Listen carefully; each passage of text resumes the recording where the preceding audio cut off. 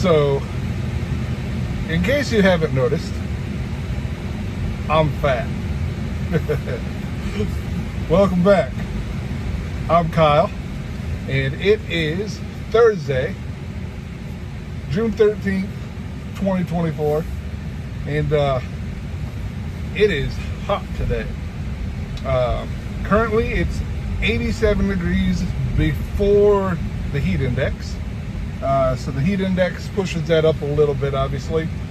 Somewhere around 90, 92 degrees, give or take. But, even though I am fat, I'm not having a problem whatsoever. Why? Well, two things. Number one, I have the luxury of working in an air-conditioned area of a factory that the majority of it is not air-conditioned, like on the shop floor and everything like that. Not air-conditioned. My area is air-conditioned. So the only time I go outside of air conditioning at work is basically to get to and from my desk. That's awesome. But the bigger reason, and more pertaining to right now, is because of my car, the Tesla. This is a Tesla Model 3. It is a 2023 Tesla Model 3 that I got in April of 2023. So I've had it just over a year and a few months.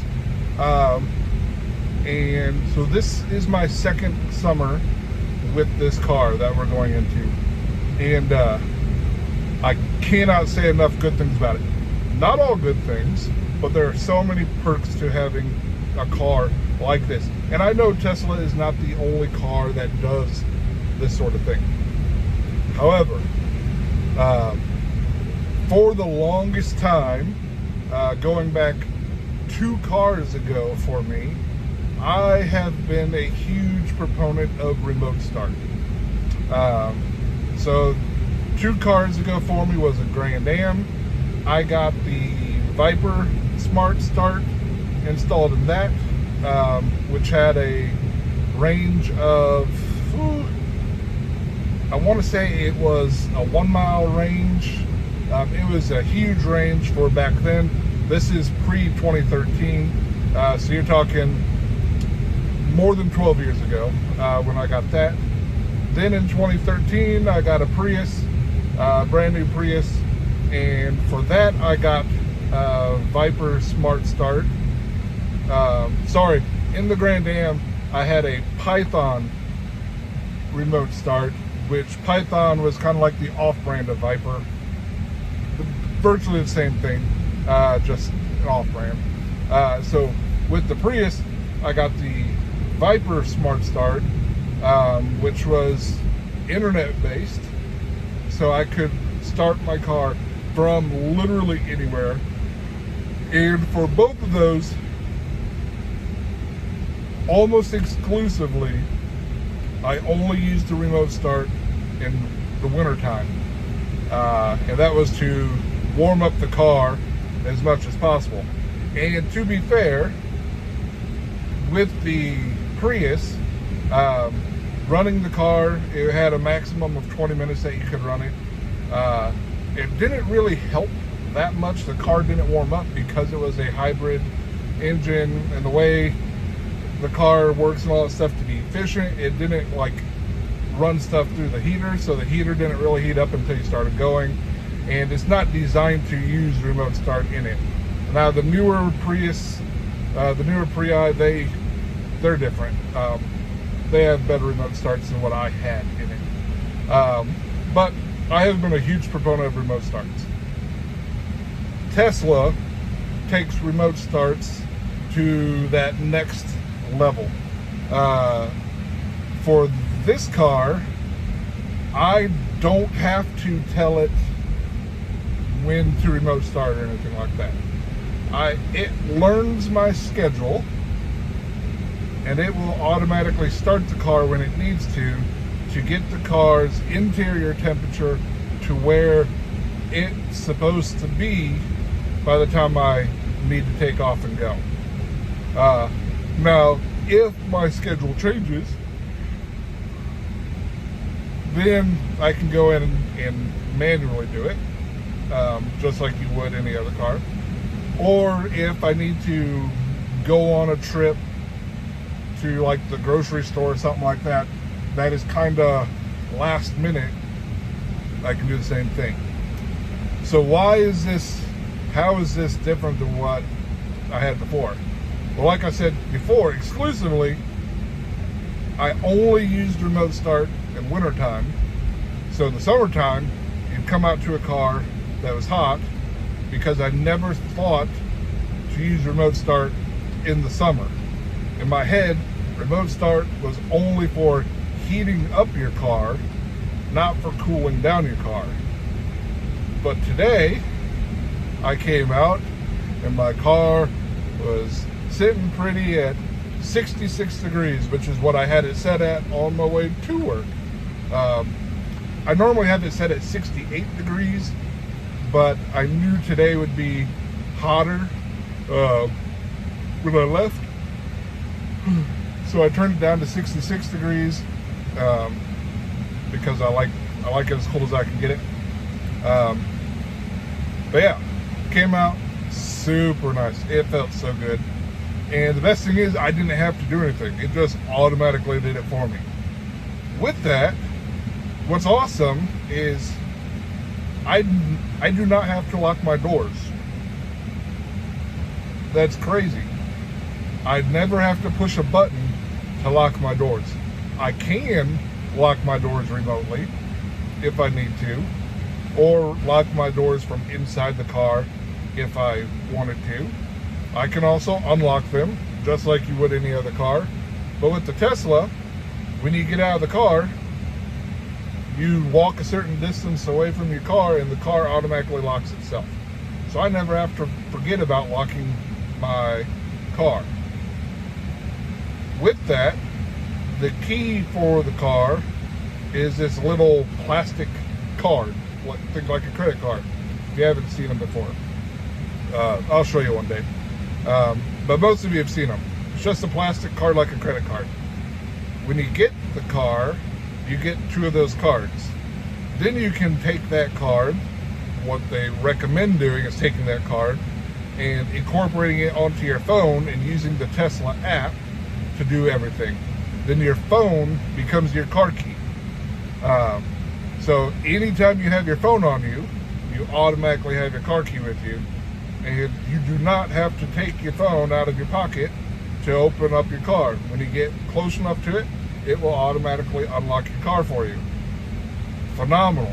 So I don't ever think now about locking or unlocking my car.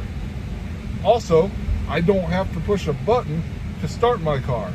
I get in, the car is on from the moment I get in, and if I want to go forward, I just hit the brake pedal and put it in drive. If I want to go in reverse, I hit the brake pedal and put it in reverse, and it goes. I don't have to hit any buttons to turn the car on, because it knows that when I'm in the car, I want the car to be on. Why did it take so long for that to become a thing? Why has that not always been a thing?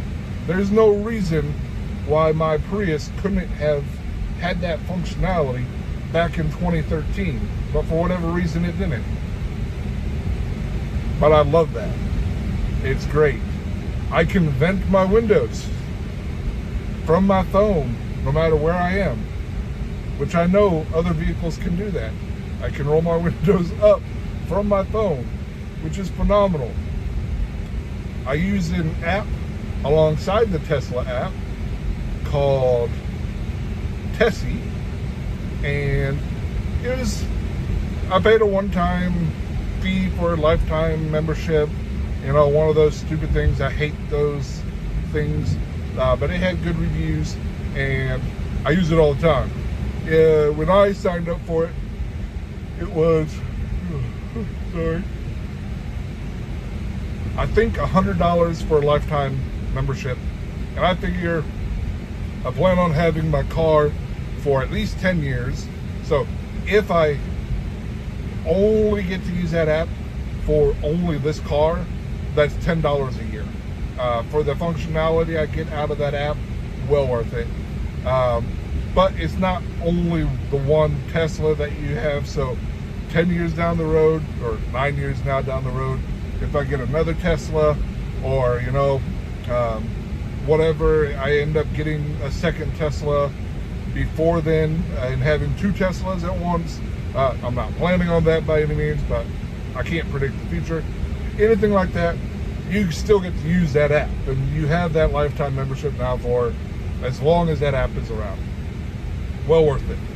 But that will even send me notifications if I have the window open, or I left the trunk open, or I left the door open, or anything like that, and there's precipitation coming, like it's going to start raining. So you don't walk out and go, oh, I left my windows down and it rained inside my car. That's like those little creature comforts that, on their own, they aren't that big of a deal, but when you add all that stuff up, it just makes things that much better. And it's phenomenal.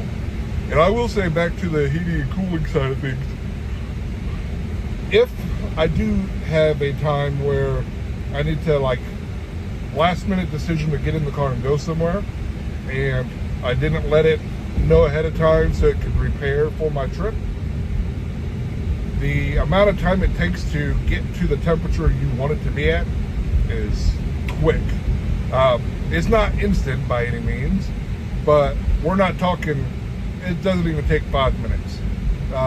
I'd say a minute or two on average, and that's to get to whatever temp from whatever temp it's at.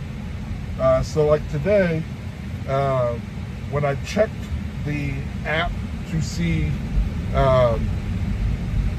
because I get a notification when it says your car is up to temp and everything like that.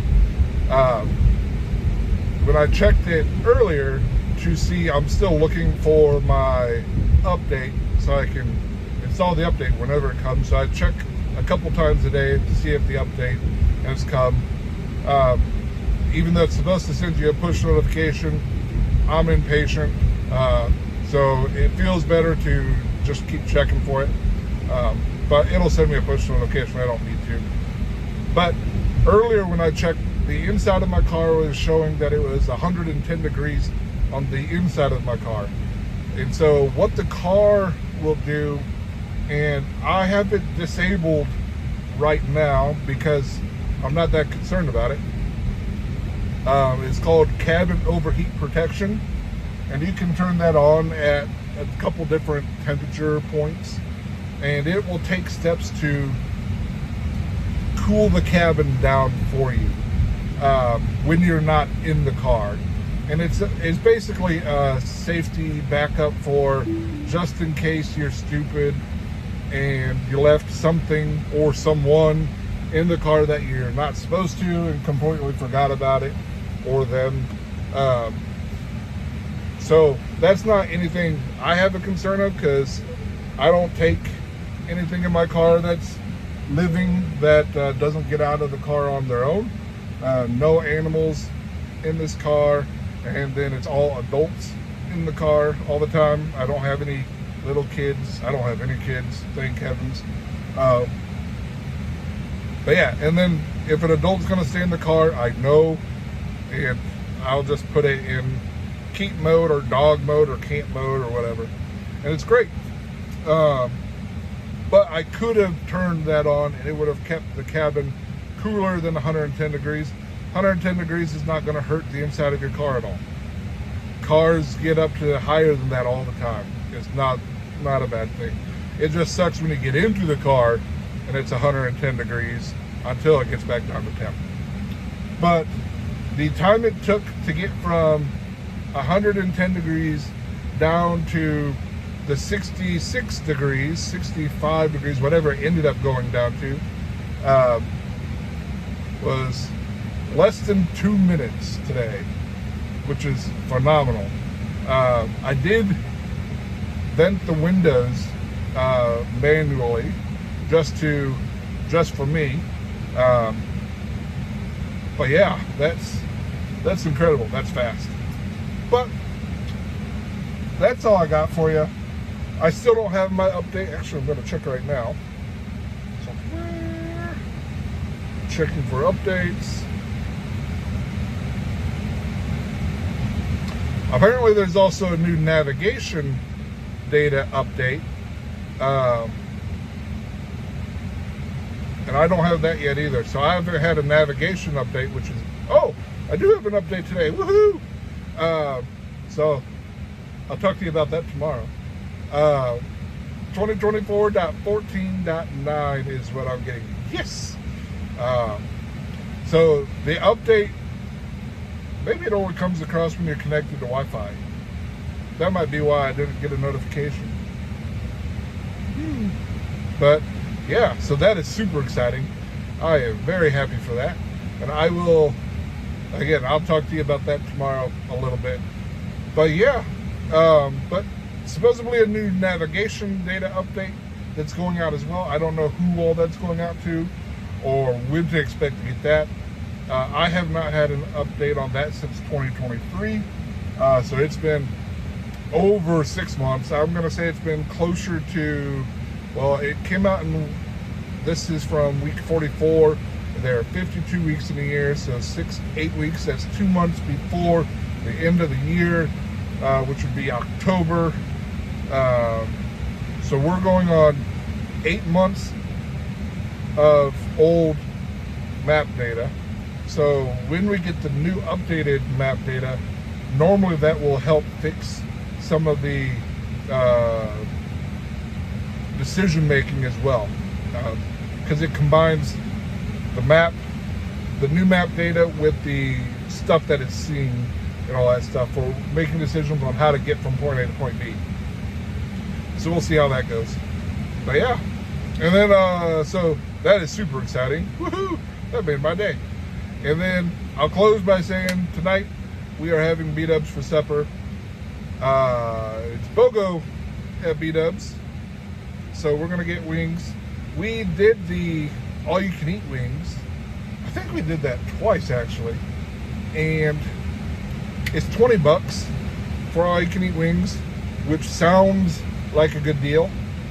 And again, I'm fat. I can eat a lot of wings, but it's not that good of a deal when you compare it to the BOGO, because BOGO, I can get extra wings and take them home for just a little bit more than what I'm paying for all you can eat.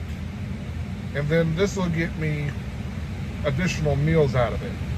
So like for instance, tonight, I'll probably end up getting 60 wings total for 2 of us, not anticipating eating anywhere near 60 wings, but that will allow us extra wings for the rest of the weekend to enjoy whenever we want, that sort of thing. And then that's less meals you have to worry about cooking down the line. And with it getting hot out, we're not going to want to cook inside that much. And I need to go to the store and get some pellets so I can smoke outside, smoke some meat there. But that's a whole other thing. That's next weekend. So, yay! All right. But now I'm going to go ahead and go, because it's been 19 minutes of listening to me ramble about Tesla stuff for the most part. But yes, upgrade coming, update, woohoo! All right, well, thanks for stopping by. And oh, this is stupid. So normally when I'm recording in my car, I have the video recording facing outwards on the road. And that was for 2 reasons. Number one, because you don't want to stare at me all the time. So that's a nice change of pace. It gives you scenery to look at. Especially if it's raining, it's kind of cooler to look at than looking at me. But the bigger reason number 2, is because I did not realize, I knew about it when I got the phone, but I completely forgot about it, that the newer iPhones record in 4K on the front-facing camera now, as well as on the back-facing camera. And so I have been avoiding recording on the front-facing camera because I want to record in 4K as much as possible. And when I upload that stuff, I upload the video in 4K with the highest bit rate and everything, so the video looks as good a quality as I can get it. I know they're not high quality videos, but I'd rather the picture at least be as clear as I can get it, instead of having it be the quality of videos I'm producing in a subpar quality video format coming out to you, where it's all glitchy and a mess to look at, because then it's going to be even more painful to watch. So this is nice to know now, to be reminded that I can record in 4K from the front-facing camera, because now it doesn't matter how I hold the phone, and I can actually see what I'm recording as I'm vlogging. That's why sometimes when I hold it with the back-facing camera towards me, you get all sorts of views, because I can't see what the camera is pointing at. I'm going just kind of based on how it is. So I also need to learn where to stare at, so I'm looking at you instead of staring at myself like I am right now. Looking at you, looking at myself, looking at you, looking at myself. Okay, well, it's been 22 minutes now, so I'm going to go and let you go. Thanks for stopping by, and I'll see you tomorrow. Bye-bye.